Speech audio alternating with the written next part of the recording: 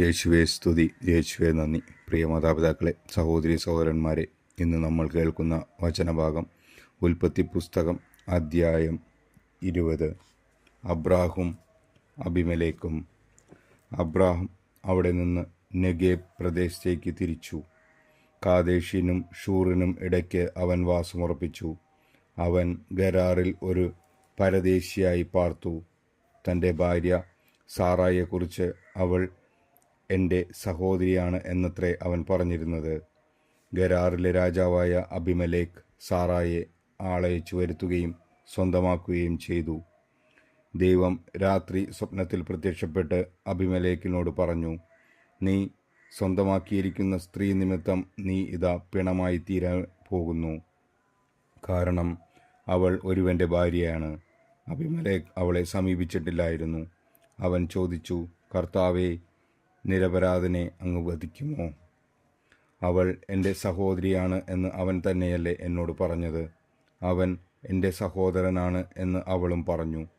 നിർമ്മല ഹൃദയത്തോടും കറയറ്റ കൈകളോടും കൂടെയാണ് ഞാൻ ഇത് ചെയ്തത്. അപ്പോൾ ദൈവം സ്വപ്നത്തിൽ അവനോട് പറഞ്ഞു, നിർമ്മല ഹൃദയത്തോടെയാണ് നീ ഇത് ചെയ്തത് എന്നെനിക്കറിയാം.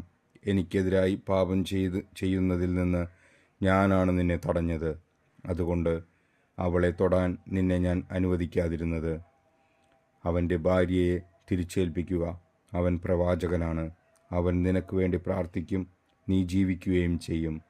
എന്നാൽ നീ അവളെ തിരിച്ചേൽപ്പിക്കുന്നില്ലെങ്കിൽ നീയും നിന്റെ ജനങ്ങളും മരിക്കും എന്നറിയുക. അബിമേലെക്ക് അതിരാവിലെ എഴുന്നേറ്റ് സേവകന്മാരെയെല്ലാം വിളിച്ച് ഇക്കാര്യങ്ങൾ പറഞ്ഞു. അവർ വളരെ ഭയപ്പെട്ടു.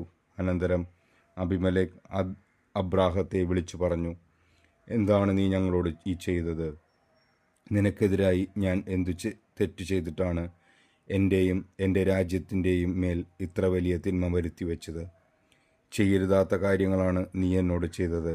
അബിമേലെക്ക് അബ്രാഹത്തോട് ചോദിച്ചു, ഇത് ചെയ്യാൻ നിന്നെ പ്രേരിപ്പിച്ചത് എന്താണ്? അബ്രാഹം മറുപടി പറഞ്ഞു, ഇത് ദൈവഭയം തീരെയില്ലാത്ത നാടാണെന്നും എൻ്റെ ഭാര്യയെ പ്രതി അവർ എന്നെ കൊന്നുകളയുമെന്നും ഞാൻ വിചാരിച്ചു. മാത്രമല്ല, വാസ്തവത്തിൽ അവൾ എൻ്റെ സഹോദരിയാണ്, എൻ്റെ പിതാവിൻ്റെ മകൾ. പക്ഷേ എൻ്റെ മാതാവിൻ്റെ മകളല്ല. അവൾ എനിക്ക് ഭാര്യയാവുകയും ചെയ്തു. പിതാവിൻ്റെ വീട്ടിൽ നിന്ന് ഇറങ്ങിത്തിരിക്കാൻ ദൈവം എനിക്കിടവരുത്തിയപ്പോൾ ഞാൻ അവളോട് പറഞ്ഞു, നീ എനിക്ക് ഈ ഉപകാരം ചെയ്യണം. നാം ചെല്ലുന്ന ഇടങ്ങളിലെല്ലാം അവൻ എൻ്റെ സഹോദരനാണ് എന്ന് എന്നെക്കുറിച്ച് നീ പറയണം. അപ്പോൾ അബിമേലെക്ക് അബ്രാഹത്തിന് ആടുമാടുകളെയും ദാസീദാസന്മാരെയും കൊടുത്തു.